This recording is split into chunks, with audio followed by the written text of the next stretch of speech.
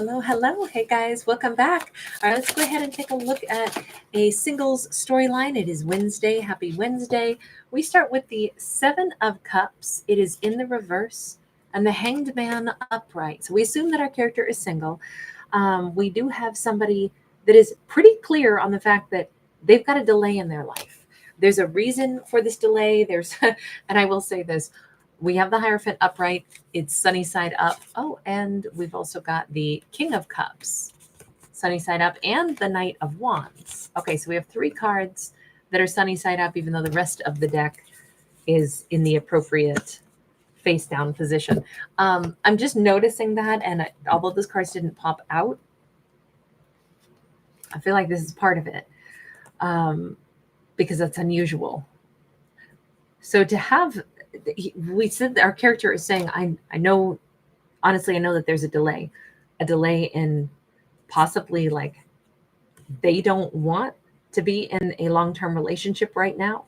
They may be in a delay because they know I'm not ready for marriage with the greatest person ever.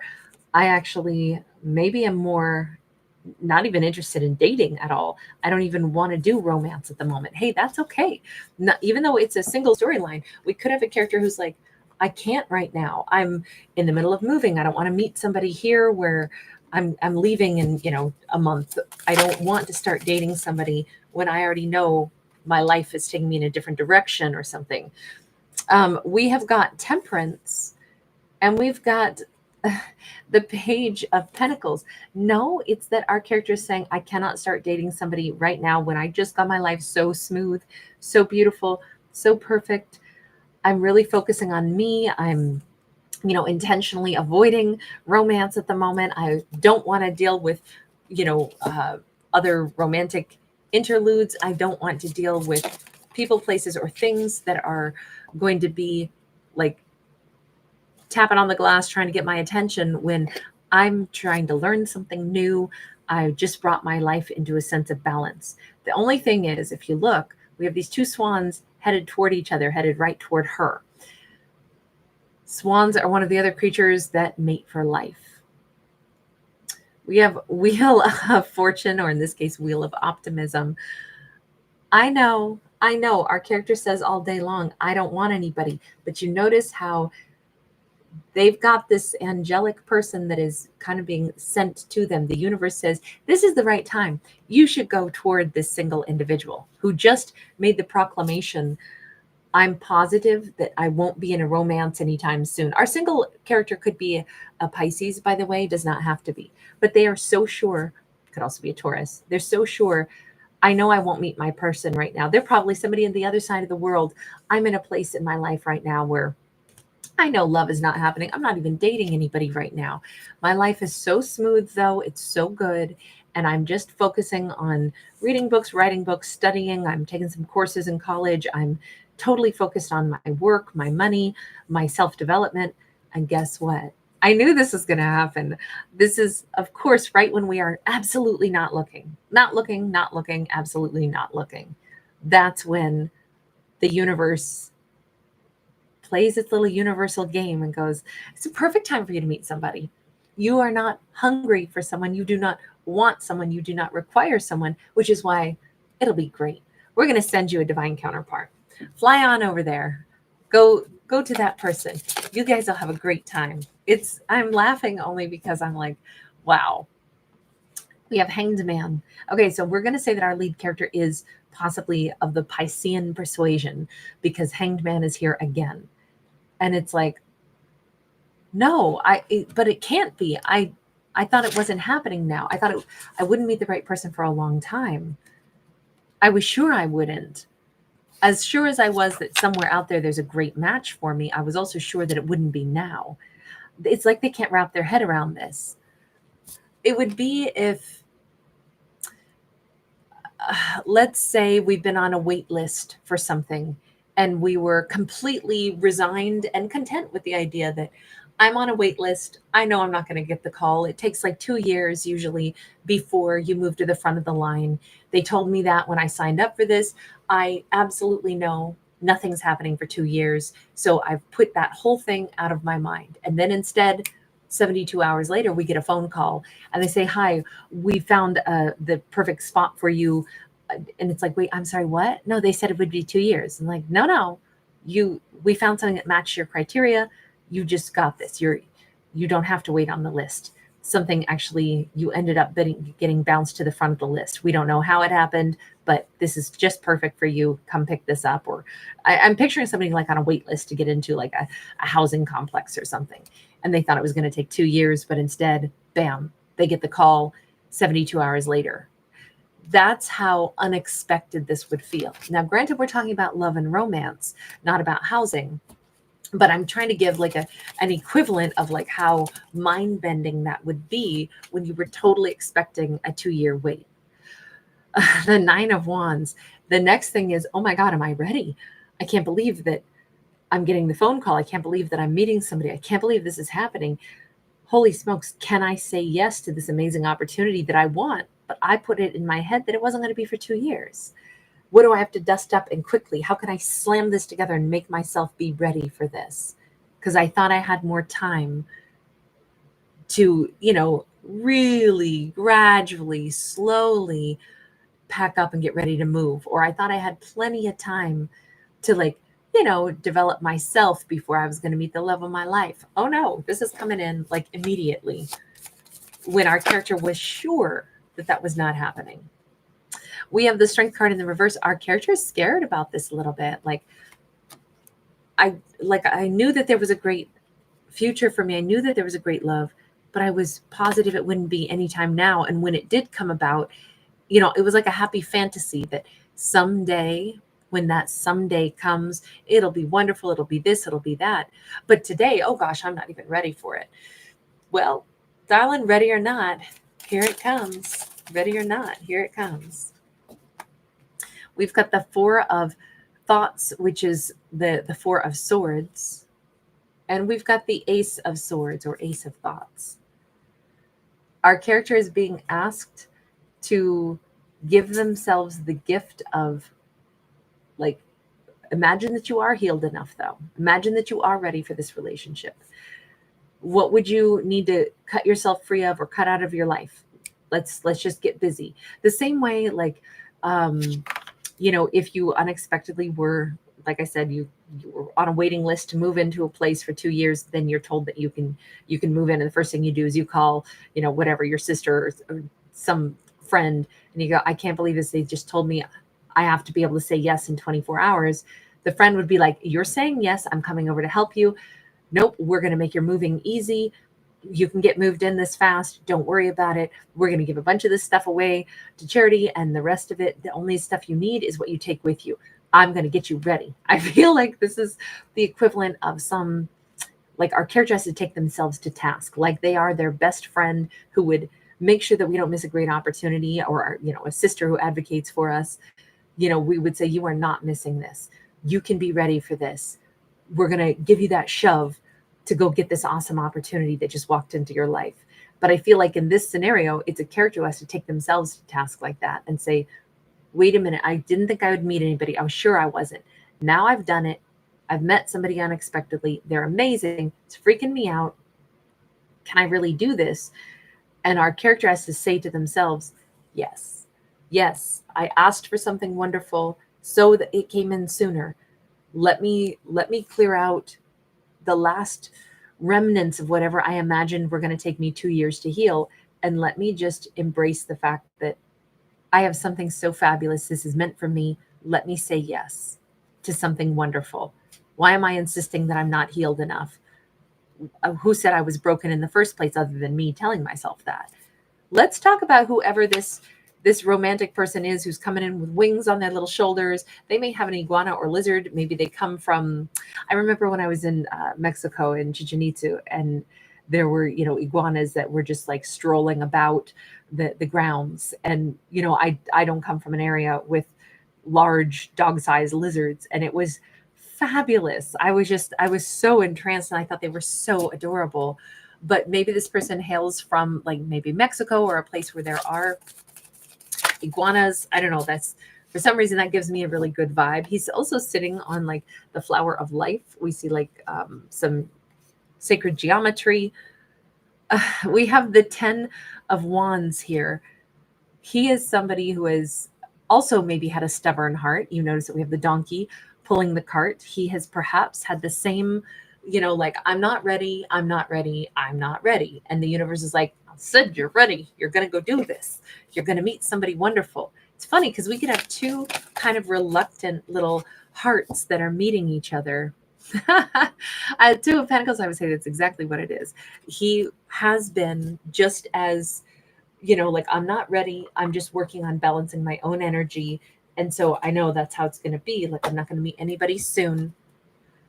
I think the universe is shoving these two into each other's worlds because I think they're both way more ready and way better and way more loving than either of them realizes about themselves. And they both deserve this. The universe is saying, even here, the dress is like split in half. It's like, I'm trying to bring you two together because both of you have had unfortunate experiences with other people. Now there's two wonderful people finally going to get to meet. And the universe is like, you don't need to sit and stew anymore over what was unfair. This is the Justice card. So we know both of these people got mistreated at some point.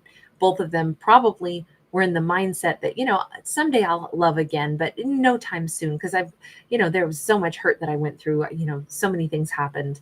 And the universe is like, that's exactly why you deserve better. It's exactly why you deserve more, and you deserve more now. You shouldn't have to live in this energy of, oh, I couldn't possibly open myself up to love because I got hurt before. The universe is like, that's why you don't have to sit on the sidelines. We want the two of you to meet. You both had similar experiences. Let's make this right for both of you. Knight of Wands, they might have both been with players, people who pretended to be very charismatic and then, in fact, were maybe unfaithful or untrue. The universe is like, come on, you got a chance to change your outcome. There's a somewhere over the rainbow card. We got the 10 of Cups. The universe is bringing these two into each other's worlds for that reason. You deserve somebody better. This could be, somebody could live in Hawaii. Somebody could live in Kansas. I just say that because of the over the rainbow, but also I look at the rainbow and I think of Hawaii. But this vibe of, kind of like going to Oz, having the chance to meet somebody that's really lovely could feel like a surreal experience for these two because they have not had that before. Even here, it's like their intuition has felt kind of burned down and twisted up and confused. You notice that we have the High Priestess, but she's like a bird who flew up into this nest, but then there's nothing left of her little wings, right? Just like little singed outlines of her wings. It's kind of like they think that their guardian angels had kind of brought them to the wrong place. They had illusions in love. They met people that didn't treat them well, didn't expect that. They thought they had very chivalrous, very, trustworthy partners, only to discover those people were pretending to be chivalrous and trustworthy. And now it's kind of like they still believe in love, but they don't trust their own intuition. They both think that their picker is broken, so to speak. And I don't believe that that's true. And this opportunity, let me ask, universe, how are you bringing these two into each other's worlds? We've got the 10 of Pentacles sideways. They could meet through family, through friends, through a workplace scenario. They could be acting on business on behalf of the family, patronizing a business on behalf of their family. Like, I'm picturing somebody who's going to pick up dinner at a restaurant for their whole family. They're, oh, we have a celebration, new baby in the family. I'm picking up the cake, or I'm picking up the, catering. And as I go into this place, it turns out I'm, either doing business with this individual who turns out to be the love of my life, or maybe this is some other patron standing there in line beside them and they strike up a conversation as they're waiting. It just feels like it's because of family that they are connecting, or it is actually an old like family friend of a friend, because that elephant can represent like memories, like, oh my gosh, I'm bumping into you. Didn't we go to school together? God, that was a long time ago. You knew my whole family, right? Like, there could be something like that. Somebody comes to work for someone's family member. Or it could just be they're part of the same herd. These two belong together. But I feel like however the universe brings them together is maybe they have similar, like, oh, my family's been coming here since I was a kid. Well, mine too. That's why we patronize this restaurant. That's why we're in this area. Oh, we've lived here a really long time. The universe is saying these two already have some deep similarities, some family oriented similarities or backgrounds, something where it's going to feel like they already have a comfort zone with each other because they operate with the same, let's say, I don't want to call it like the same moral code, but let's say they were raised in similar environments, right? So it's like the family creed is very similar.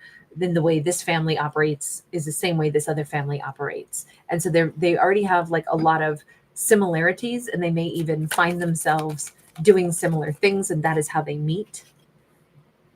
We've got the Messenger of Cups. It is sideways. Huge amount of like shared shyness, shared interest, shared attraction. Great little conversation starter. Maybe these two know each other through some other family member, and that's how they get introduced. And then it's like it brings a bond in for them right away. Like a certain amount of trust is already there, as it turns out. I do feel like this is somebody who they know each other through like extraneous circumstances, like, oh, you're best friends with so and so. Oh, well, that's my brother's best friend. Wait, you're their brother. Okay.